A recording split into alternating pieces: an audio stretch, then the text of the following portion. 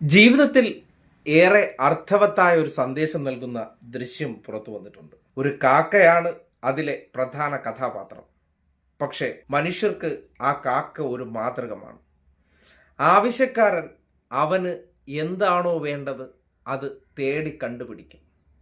പിന്നീട് അത് അവൻ്റേതാക്കാൻ അവൻ കഠിനമായി പരിശ്രമിക്കും. വീഴ്ചകൾ പറ്റാം, എന്നിരുന്നാലും പരിശ്രമിച്ചാൽ അതിലൂടെ അത് നേടിയെടുക്കാമെന്നതിന് ശക്തമായ സന്ദേശമാകുന്ന ദൃശ്യം.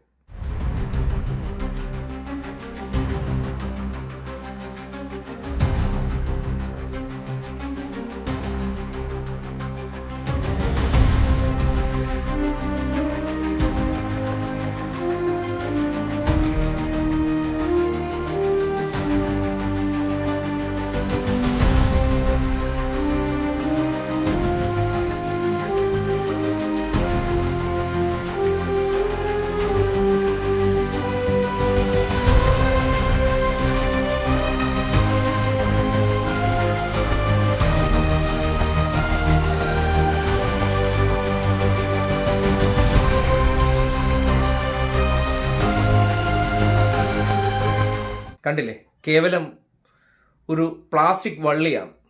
കുറച്ച് നീളം കൂടിയതാണ്. ബൈക്കിൻ്റെ ഓരോ പാർട്സിൽ കുരുങ്ങിക്കിടക്കുന്ന വള്ളിയാണ്.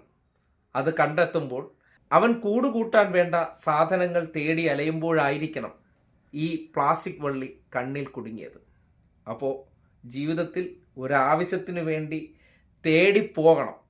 തേടിപ്പോകുമ്പോൾ സ്വാഭാവികമായിട്ടും എവിടെന്നെങ്കിലും അത് കണ്ടുകിട്ടും എന്നുള്ളതാണ് ആ കാക്കയെ സംബന്ധിക്കുന്നിടത്തോളം ആദ്യമായി മനുഷ്യന് തരാനുള്ള പ്രധാനപ്പെട്ട ഉപദേശം. പിന്നീട് അതിനെ സ്വന്തമാക്കുക വളരെ പെട്ടെന്ന് സാധിക്കുന്നില്ല. പല ആവർത്തി പരിശ്രമിക്കുന്നുണ്ട്.